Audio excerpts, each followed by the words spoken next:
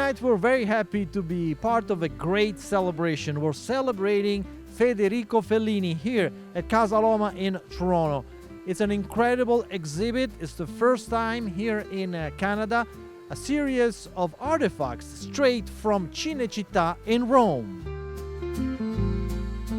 You know, I've been saying that I've been living in a Fellini movie for 5 years. This was not something I expected at this stage in my life or ever. It happened very coincidentally.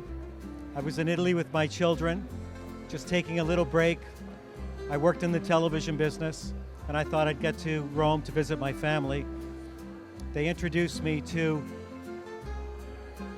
a friend of theirs, an entertainment lawyer, who asked me if I knew who Fellini was. I said, well, when you're in Italy, there's only one Fellini. He says, I'm going to show you something if you'd like to come to Cinecittà and see Fellini's office where the maestro made all his movies. I said, of course, I'd love to see that. I didn't really understand what I was getting myself into, but he brought me to Cinecittà. I met Roberto Manoni.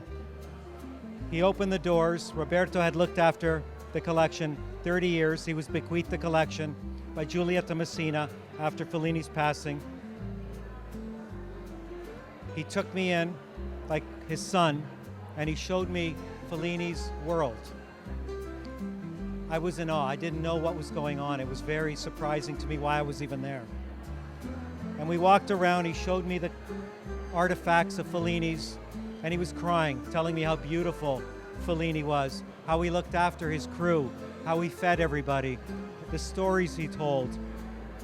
We spent the day together, and Roberto said to me, let's go have lunch across the street. And he sat me down in Fellini's chair where Fellini would eat his pasta fagioli every day. And I ate the same dish in Fellini's chair, and I still didn't know what was going on. I didn't understand why I was there. He said to me at lunch, I'd like you to carry the legacy forward. And I didn't know why he was asking me this. Again, I felt like I was in a Fellini movie. So I said, Roberto, I'm honored, but I don't know what to tell you. I don't know if I can say yes, I don't know if I can say no, but I'm honored. I have to go back home and see if I have the ability to do this. It didn't take long to find the right investors, but it felt like the odds were against us to acquire this collection. Nobody believed a Canadian boy, although I was born in Abruzzo, would carry forward one of the world's most famous directors, nonetheless Italy's most famous person. And I said, this is something that was presented to me and something I believe I have to fulfill at all costs. I ended up quitting my full-time job as a TV producer after 35 years in the business, and I pursued this full-time against all odds. And it took us a little while to get things going. Nobody believed us. Nobody believed what we had.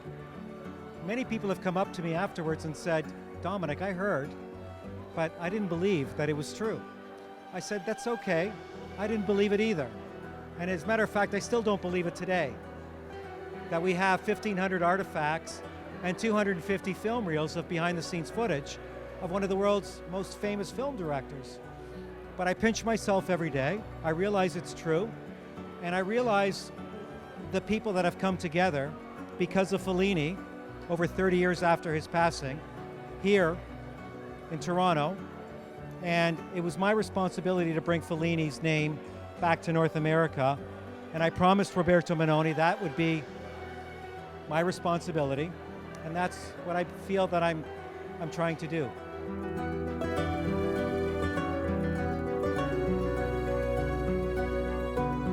You know, as son of Italian immigrants, it's our duty to make sure we continue on with bringing culture and art from Italy to the next generation. That's all from Toronto. Thank you for being with us.